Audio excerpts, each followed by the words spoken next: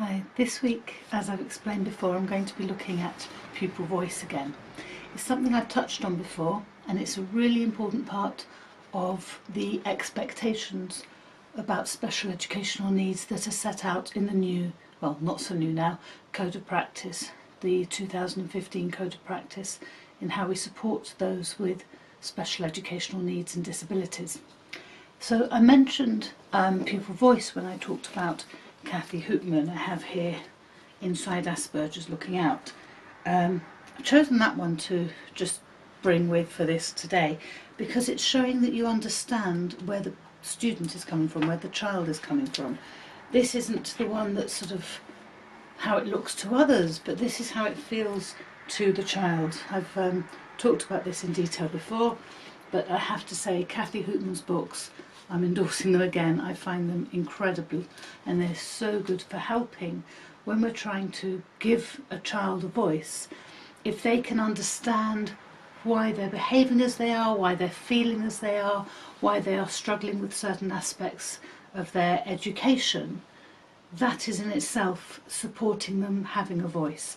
So books like the Kathy Hoopman books, there are others out there, there are a lot of books now where a central character, for example, might have some form of autism, or they might be dyslexic, and this sort of thing will help a child to feel less alone. It's also supporting having people in society and on television having a voice. This voice matters. You know, when we have programs like The Last Leg, where you have people with physical disabilities, and these people are given a platform to be just themselves, not to sort of everything has to be about a disability. It's about showing that that disability is just another part of who that person is, and that can be really important. So pupil voice is my focus for today. Now the pupil voice can be presented in school in different ways, and it's important to remember that the pupil voice isn't only for those who can articulate. It's not just for the verbal.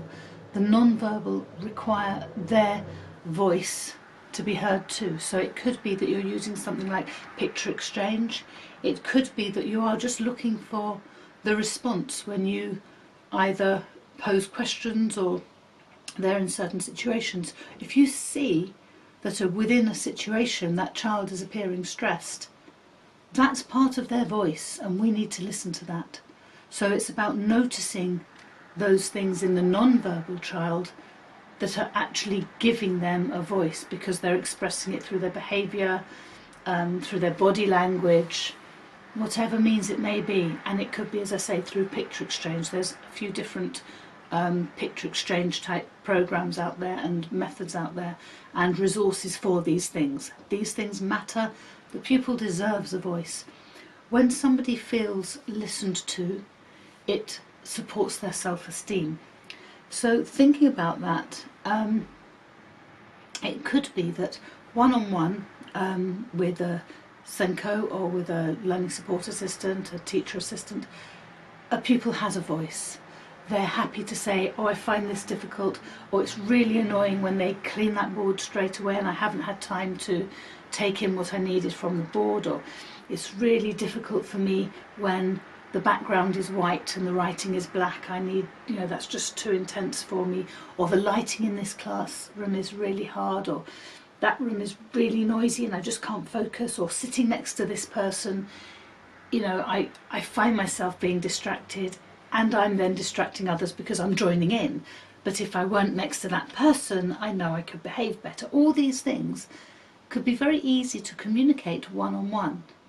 However, it's much harder for that same child sometimes to express that to their teacher, especially in a whole class situation. So giving the pupil a voice is about more than just helping them to decide the strategies that will support them. It's enabling them to share that information with the teachers. Now, part of that sharing of information is the Senko's role. Okay, so how do I ensure that what this child needs has been communicated to that teacher and that teacher? How do I know that they know? And that could be done through pupil passports, learning support strategy cards. I'll talk about both of those in a moment. It could be through the information that's uploaded to a sort of communal site, a bit of maybe on the cloud, there's a shared area in the cloud, or the school's own intranet system. There's something there, there's an area where you go to get that information. But we are encouraging children to use their voice. So we want them to become independent enough to be able to say, I need this. And that's not easy. So 2 things that work really well. The pupil passport is a very common thing now, where you might have there'll be a piece of maybe A4, one side of A4, a picture of the child, and it might say, to support my learning I need, this is what I like, this is what I find hard, and these are important strategies to support me, and just information. It's the passport, it's what helps them through. That could be something stuck in. A lot of children these days have a planner, and it could be stuck on the inside back cover of the planner, so that the child chooses when they share it. But of course the Senko's job is to make sure that anyone working with that child has a copy of it. A very simple small thing that I've used in my previous school is a really simple, literally just that big, little card which says, to support my learning I need, and then there'll be no more 6 strategies at the very most. Once you get beyond 6, they stop happening. These strategies are discussed with the child before they are put down, and they are reviewed with the child, because it might be that this seemed like a good idea, but when it came to the reality of the classroom, actually that wasn't what I needed something else. So it could be, to support my learning I need a laptop, I need thinking time, I need minimal copying from the board, that's quite often a big one. I need information kept on the board for longer. A lot of classrooms now have an interactive whiteboard, but they also have a regular, just write on, wipe off whiteboard. And that gives the teacher the opportunity to put something on the board, and then when they move on for the whole class, they've got something else on this other board. Leaving that on that first board will just allow the child who needs that extra time, the time they need to process, to write a few things down or whatever. It could be side-by-side copying. There are so many support strategies. If you look at my helpful hints, you'll see a different one each week. So those 6 little things would just be on a small card. There'd be a copy in the child's planner. I would normally give the child a laminated copy. The parent would have a copy. All the child's teachers would have a copy. The child's form tutor would have a copy, and there'd be one in their file. Then, as I say, every 6 weeks or so, you talk to the child, you've agreed what strategies they wanted to try, and you'll say, how's this working? And they might say, yeah, this is really good, keep going, fantastic. Or they might say, actually, this isn't making any difference, this one, Or it could be, that was really helpful, but the teachers aren't doing it anymore. Now, the idea of the passport or the support strategy card is that the child doesn't have to put their hand up and say, I need help with this. They can point to it. It's their voice, but it's also an authority voice of the Senko saying, this is what this child needs. So it's not just their voice. Their voice is there at the centre, at the heart of it.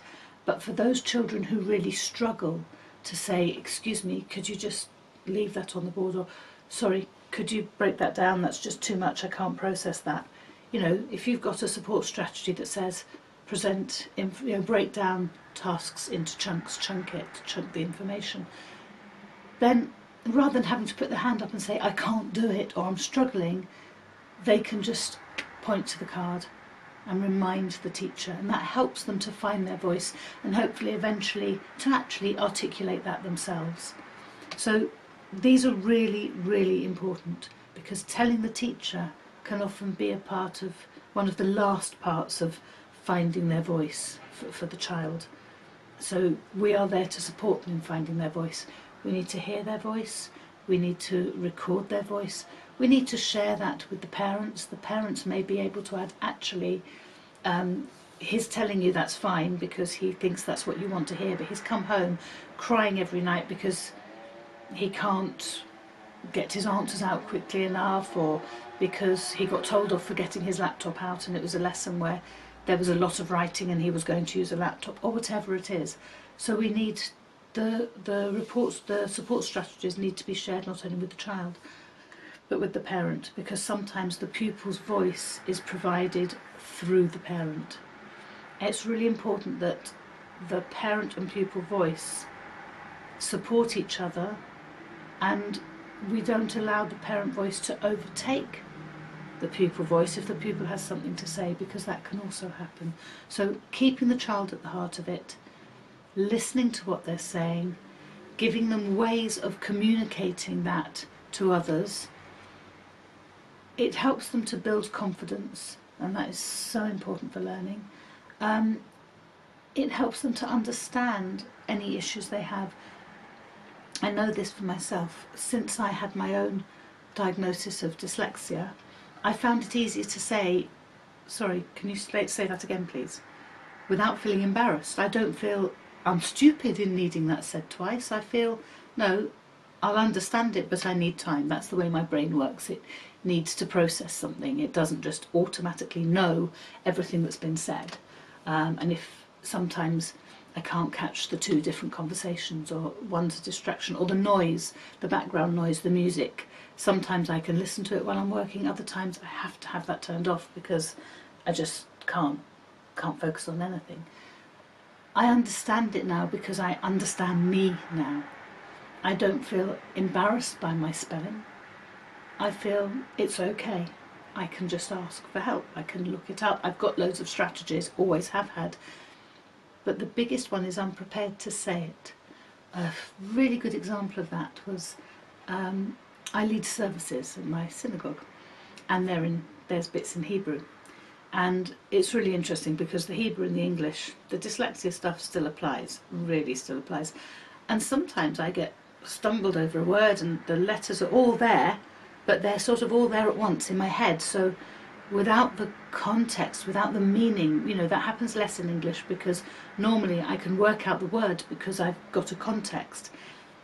In Hebrew, the word can be random as far as I'm concerned. If I don't know what the word means, I can't string the letters together and decode it because they've all come at me at once. Now, at one time I would have got really embarrassed by that. Now, I read more slowly when I lead a service in Hebrew, and if I get stuck and everybody's raced on, I stay with the word I need, I say it, I come back to it, and I slow the congregation down. So that, and as it happens, there's a lot of people who are struggling with Hebrew, not through dyslexic reasons, but simply because it's new to them, and they like it being that bit slower, so it's not a problem. But it's that confidence, because I understand myself, I can say, this is hard for me, and that's what we're trying to give the children. So the pupil voice, as I say, you've got the Kathy Hoopman books and others like it. So she's got Inside Asperger's Looking Out, All Cats Have Asperger's, All Dogs Have ADHD, and All Birds Have Anxiety.